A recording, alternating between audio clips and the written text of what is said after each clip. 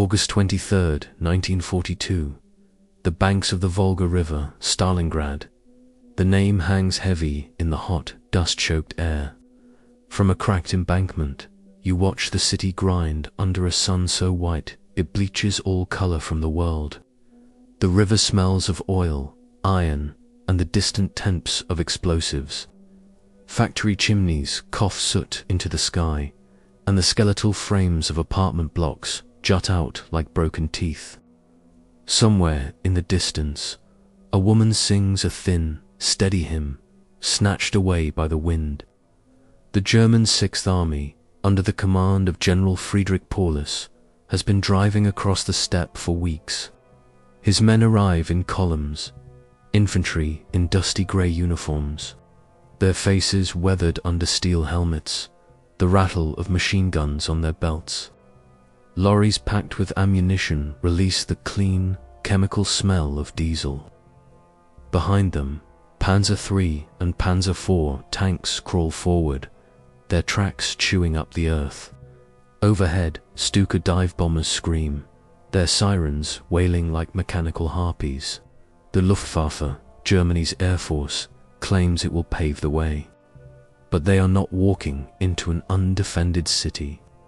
Stalingrad has become a labyrinth of alleys, cellars, and rubble-strewn courtyards. The Soviet 62nd Army is already assembling under Colonel General Vasily Chukov, a stubborn officer who walks the lines with the gait of a man who sleeps little and trusts resolve more than cruelty. Somewhere, beneath the shells and smoke, Andriy Yeryomenko, commander of the Stalingrad front, is stitching his reserves into the city's defensive lattice. He issues orders with the raw urgency of someone who knows that every life is a number in a ledger he cannot afford to balance wrong. The first thunder isn't from tanks, but from the Luftwaffe's concentrated assault.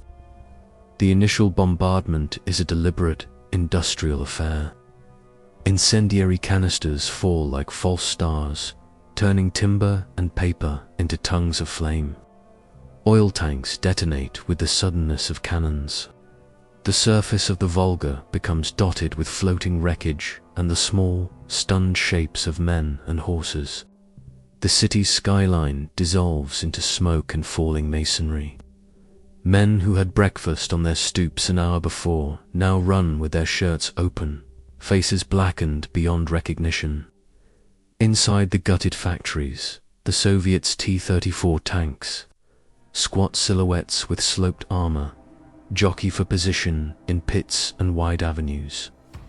Their crews are young, sergeants with grease under their fingernails, drivers who bite ragged breaths between gear changes, commanders who curse and smile in the same heartbeat. Ammunition racks rattle as shells are strapped into place.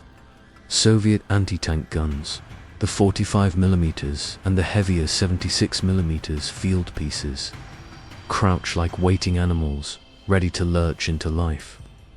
The sound is a layered chaos, the steady beat of tank tracks, the moan of distant artillery, the sharp blast of sentry whistles, and the sudden staccato of submachine guns in a courtyard fight. On the German side, company commanders bark orders, clipped by habit and fear. Lieutenant Hans Kramer, a cigarette perpetually lit at the corner of his mouth, traces the ruins on a map smeared with sweat. His men know the order: clear the factories, push to the Volga, seize the crossings. They move in squads, rifles at the ready, hand grenades warm in their palms. They are efficient, drilled, and certain. But certainty doesn't stop the first bullet that finds muscle and tendon instead of cloth. In the alleys, the fighting becomes terrifyingly intimate. Soviet soldiers, many of them engineers and factory workers who traded lathes for rifles, launch sudden counterattacks. They demonstrate a peculiar ferocity, using ruined apartment stairs, basements, and sewer tunnels as instruments of ambush. A Soviet machine gunner named Nikolai sets up in the hollow of a collapsed stairwell. He looks like nothing more than a dark stain on the ruins until his tracer rounds begin to stitch through the air, slowing the German advance to a series of cautious, expensive steps. In another block, a young marksman named Vasily Zaitsev presses his scope to his eye and waits. His shots, clinical and swift, begin to inventory the enemy by sound and shadow. The Germans rely on coordination, air power to blind the city, artillery to hammer its nerve centers, and infantry with tanks to occupy the hollows left by fire. But Stalingrad refuses to be a simple dot on a map. It is layered with civilians who refuse or cannot leave, hiding in bakeries and breweries, bartering bread for bullets and shelter for a place in a cellar. Their presence transforms every street into a tactical and ethical maze, complicating German tactics and embedding Soviet resolve. By the end of this first day, the city map looks nothing like the charts on any staff officer's table. Streets have been renamed by the rubble that marks them. Slogans painted on factory walls are half hidden by dust and ash, their exhortations barely visible. For Stalin, hold. The night brings a heat that smells of burnt timber and fear. It also brings a silence more dangerous than the day's noise. A silence that allows for the rearrangement of forces and the steady, terrible work of counting the dead. Beneath the shudder of engines and the brittle crack of gunfire, a quieter negotiation is taking place, one between discipline and desperation. General Paulus, studying his maps, believes in operational logic sees the factories control the river. But General Chukov, walking his defensive lines, believes in a different arithmetic, hold at any cost. Already, on this first day, each man's calculation is being rewritten by a city that will not yield its bones without demanding new debts. September 1942. The city that once bore Stalin's name is now the skeleton of an iron beast smoldering, splintered and alive only with the pulse of gunfire. Smoke hangs low over Stalingrad, and the air is thick enough to taste carbon, cordite, and the bitter reek of blood that refuses to fade. This isn't just a battle. It's the crucible of the Eastern Front, a place where history itself is being forged in fire and steel. Across the vast Volga River, battered wooden ferries still move. They're loaded with reinforcements, men huddling close, their eyes wide as the freezing spray slaps their faces. German artillery relentlessly zeroes in on them. Every crossing feels like a death sentence waiting to be carried out by an incoming shell. Many never make it to shore, but those who do arrive find themselves stepping into hell itself, their rifles still slick from the river water. Watching them from a bunker near the Barricadi factory is General Vasily Chukov. His command post trembles with every bombardment. His face is drawn, his voice a gravelly rasp from smoke and fatigue. He looks at a group of young recruits, their faces pale with fear and anticipation. There is no land beyond the Volga, he tells them. It's more than a slogan. It's a vow, a sacred oath carved into the very heart of every defender. This is the final line. There will be no retreat. The German Sixth Army, initially confident, pushes forward into a nightmare they never trained for. This isn't the open warfare of the steppe. This is something primal, something personal. Streets that look empty suddenly erupt into deadly ambushes. A single building can take days to capture, each floor fought for separately, every room a battlefield.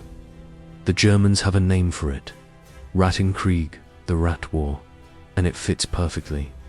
They are no longer hunters, they are exterminators, caught in a maze with a cornered, ferocious enemy. Imagine this scene. A platoon of German pioneers enters what remains of a schoolhouse. The chalkboards still bear the faint traces of children's writing. The floorboards creak ominously beneath their heavy boots. Then, the silence cracks. Soviet grenades tumble through holes blasted in the ceiling. The explosion fills the corridor with a choking cloud of chalk dust and screams. Survivors stumble into the next room, only to be met by a burst of fire from a PPSH-41 submachine gun, its drum magazine chattering like teeth. This is the reality of Stalingrad death.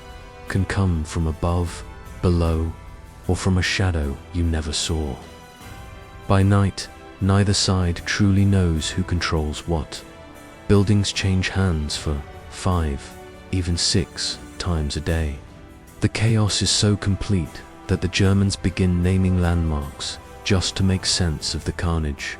The grain elevator, the Red October factory, Pavlov's house. Each becomes an island of horror, its strategic value measured not in meters, but in corpses. Pavlov's house, named after Sergeant Yakov Pavlov, becomes the ultimate symbol of this defiance. His small platoon of riflemen fortifies a simple apartment block, turning it into an almost impregnable fortress with sandbags, machine gun nests, and a web of mines. From its windows, they control a vital stretch of street, a kill zone for any German troops trying to advance. The Germans throw everything they have at artillery tanks, flamethrowers, but the house stands. The men inside live like ghosts, eating cold rations, sleeping among shattered bricks, and firing until their barrels glow red hot. Pavlov would later say his men faced more attacks in a single day than some soldiers saw in an entire campaign. For 62 days, this small group held out against a technologically superior army, a testament to sheer human will. In the northern sector, the fighting around the tractor factory descends into mechanical madness. This isn't just a factory, it's an arsenal. The assembly line is still carrying unfinished T-34 tanks, their engines rumbling to life even as shells tear through the roof. Mechanics, welders, and factory women grab rifles to defend the very machines they just built. In an act of desperate improvisation, new tanks roll straight from the line into battle. Their paint still wet, their crews climbing aboard under a hail of enemy fire. It's a surreal, brutal fusion of industry and warfare. The Luftwaffe continues to pound the city from the air, but each bombing run only grinds the ruins finer. Paradoxically, this helps the defenders. The mountains of rubble create more hiding places, more sniper nests, and more ambush points. The German Sixth Army advances inch by bloody inch, but the cost is staggering. Entire companies are wiped out fighting for a single street. A German lieutenant, in a moment of despair, scribbles in his diary, "We capture one building and lose half our men doing it. The city is devouring them." As the days blur into a monotonous cycle of violence, exhaustion becomes the true enemy. A biting frost creeps in at night, coating rifles in a thin sheen of ice. Men burn whatever they can find to keep warm: furniture, tires, even their own precious letters from home. Food dwindles to starvation rations. The wounded lie in makeshift hospitals, dug into the riverbank, their moans blending with the river's murmur and the distant, constant echo of artillery. Still, the Soviets will not yield. Chukhov's strategy is one of brutal simplicity. Stay close. He orders his troops to fight so near the enemy that German artillery cannot fire without risking killing their own men. Hug the Germans, he commands. And so they do, turning the city into a labyrinth of point-blank encounters where distance is measured in footsteps and survival is measured in seconds. Bayonets, knives, and sharpened shovels become the weapons of choice in this claustrophobic hell. By late October, General Paulus's men control most of the city's western bank. From their positions, the Volga glimmers behind the Soviet lines, narrow, freezing but still open. It's a lifeline. Every night, boats slip across under the cover of darkness, ferrying more men, more ammunition, and most importantly, more hope. The Sixth Army is bleeding out. Its supply lines are stretched thin across the vast hostile plains. Winter is coming, and beyond the steppe, something is gathering. A storm of Soviet steel is being assembled, whispered of, but not yet seen. The Soviet counteroffensive, Operation Uranus, is taking shape. The first flakes of snow begin to fall, melting on the blackened rubble of the city. The Germans, exhausted but convinced they are on the brink of victory, believe the end is near. They are wrong. The rat war is about to become a trap, and the gates of hell are about to swing shut on the entire German Sixth Army. The fate of the war, and perhaps the world, hangs in the balance, here in the ruins of Stalingrad. November 19th, 1942. The world is a canvas of grey and white. A low, oppressive sky hangs over the steppe west of Stalingrad.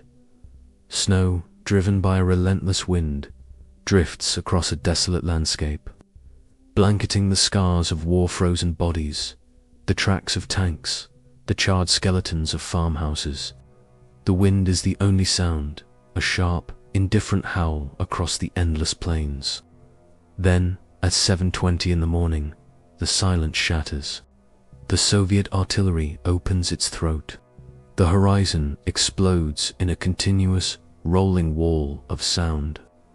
Over 1 million shells arc through the frigid air, a storm of steel slamming into German positions north and south of the city.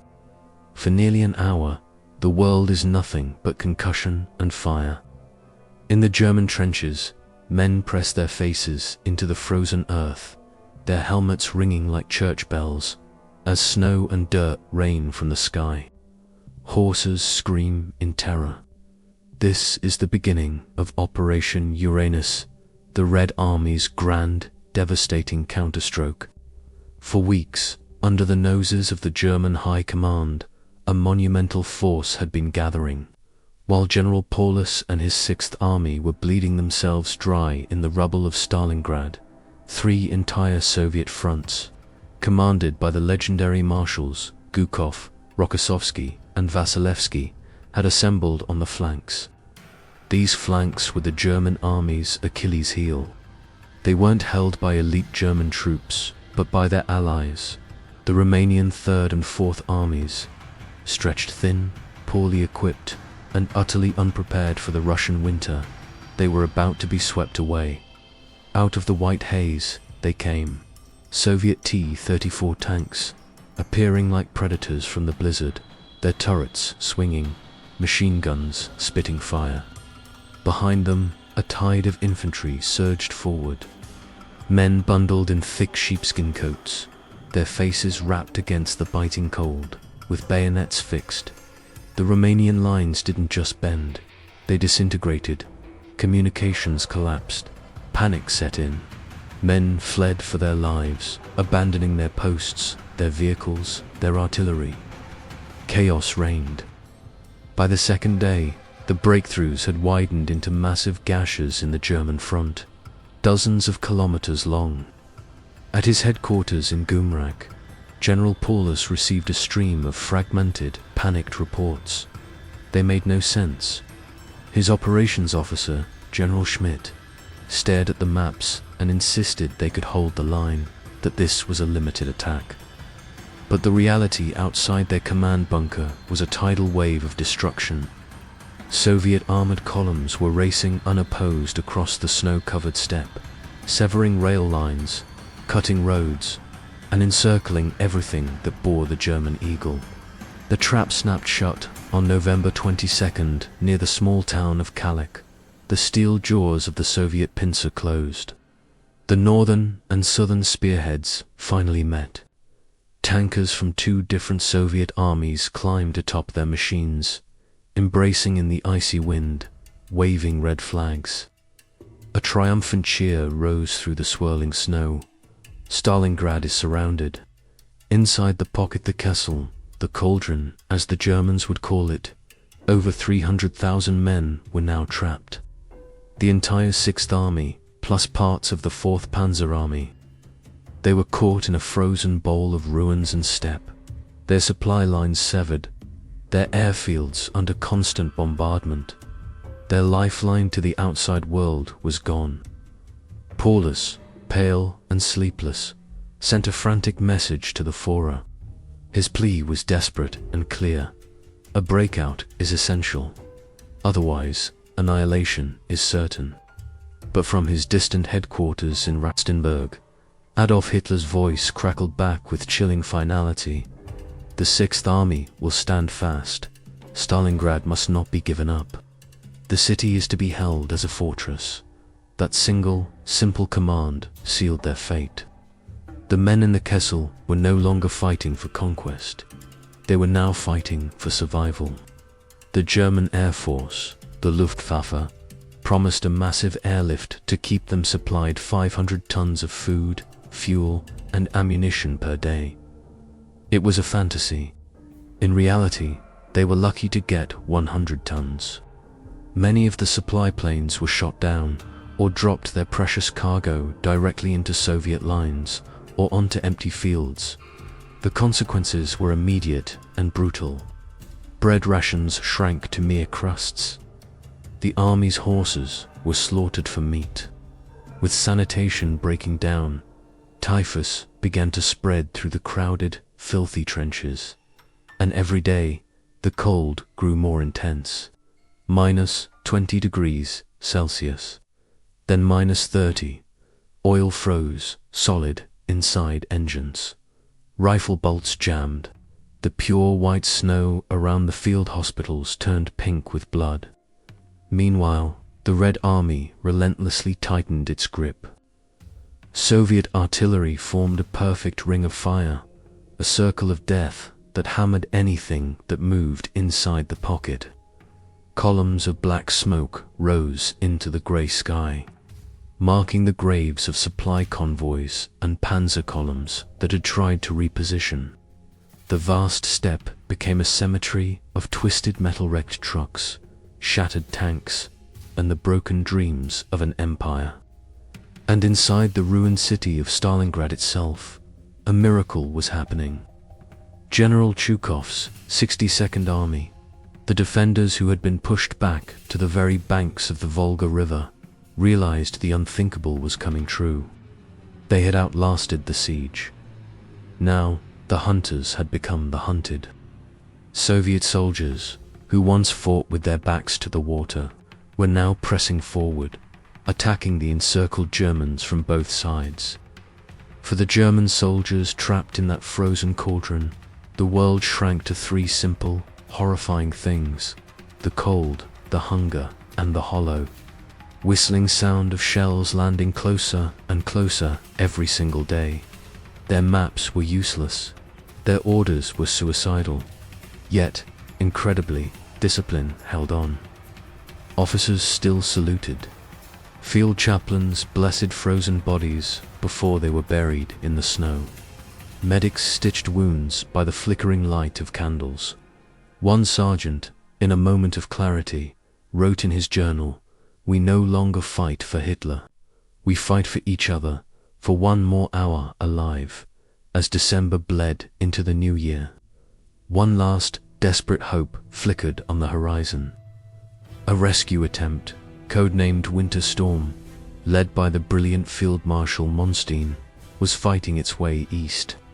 But the blizzard, the endless ranks of the Red Army, and fate itself, all stood in its way. The agony of the 6th Army was just beginning. December 1942. The air over Stalingrad is brittle with cold, a silent, razor-sharp enemy. Snow falls softly, covering the wreckage of the city like a thin, deceptive blanket of peace. But there is no peace here. Inside what the Germans call the Kessel, or the cauldron, the once mighty 6th Army is a ghost of its former self, trapped and starving. Frostbite gnaws at fingers and toes, turning them black and useless. Hunger, a relentless internal enemy, digs deeper than any bullet wound could. The men, now gaunt shadows, shuffle through the ruins of factories and apartment blocks. Their boots are worn through, their faces are the color of chalk, etched with fatigue and the biting cold. Rations have become a distant memory. The currency of survival is now a single, stale slice of bread, a handful of frozen potatoes, or a few scraps of horse meat carved from the frozen carcasses of animals that once pulled their artillery. Soldiers barter precious cigarettes for a moment of warmth, a pair of worn-out gloves for a sip of water. And with the cold and hunger comes disease. Typhus and dysentery sweep through the ranks, claiming bodies faster than the constant sniper fire and artillery shells. Medics work in makeshift hovels, little more than holes in the rubble, their hands trembling from the cold as they stitch frost-bitten limbs and clean lice-infested wounds. Every street in this shattered city is a death trap.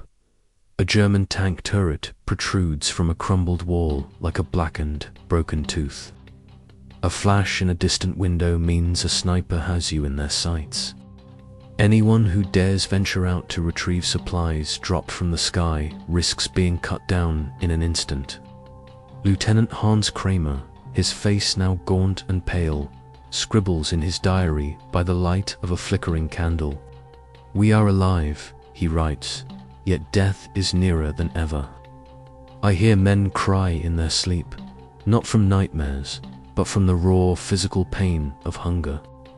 The Luftwaffe's airlift, promised by Goering to be their salvation, is a catastrophic failure. Winter storms ground the transport planes, and those that do manage to brave the treacherous skies often drop their precious cargo of food and ammunition directly into Soviet-held territory. The German commander, General Paulus, can only watch as his men waste away, their morale breaking like ice underfoot. Letters from home pile up in his office unread.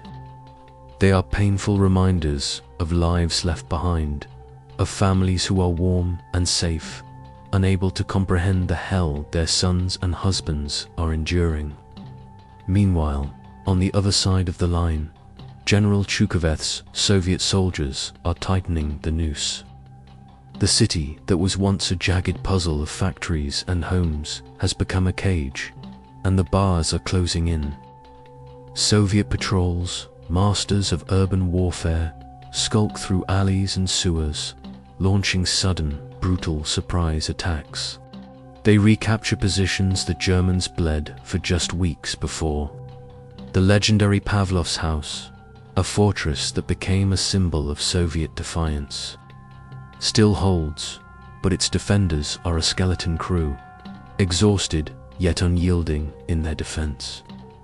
By January of 1943, the physical torment of starvation has eclipsed the fear of bullets. The mind is consumed by a single, desperate thought: food. Soldiers are seen gnawing on the leather of their own boots, on scraps of horsehide, even on the glue scraped from the bindings of their map cases.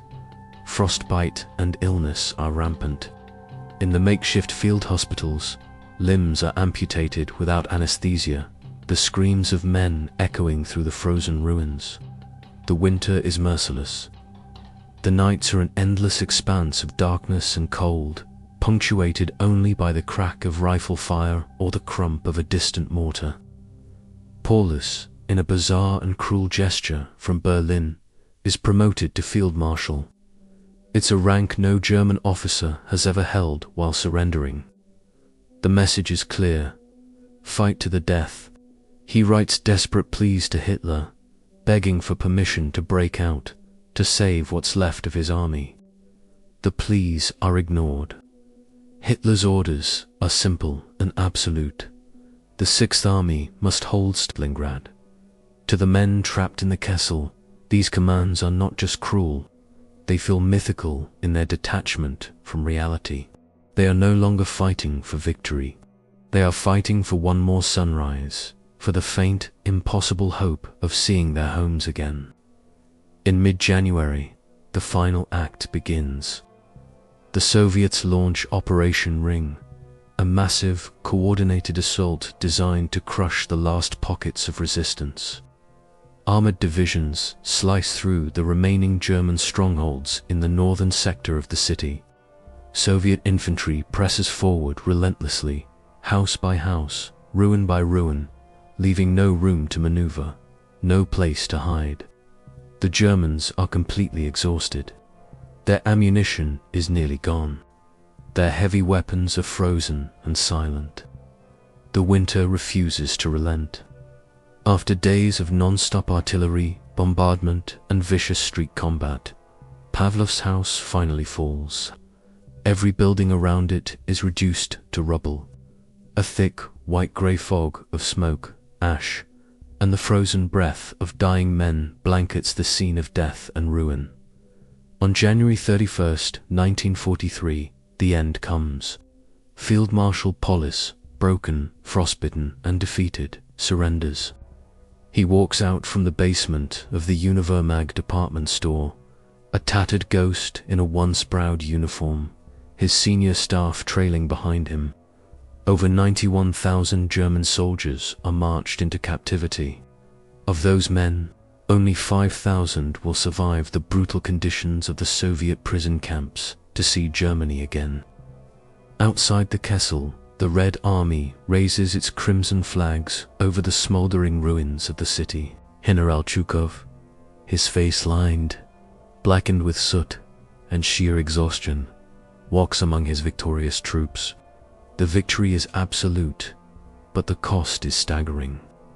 The battle for Stalingrad claimed over 1 million lives dead, wounded or missing on both sides, making it the bloodiest battle in human history. Stalingrad is more than just a battlefield. It became a monument to human endurance, to unimaginable suffering, and to incredible sacrifice. The city itself was ground to dust, but from its rubble rose a pivotal turning point in the Second World War. The Nazi advance into the Soviet Union was not just halted, it was broken. The momentum of the war shifted irrevocably.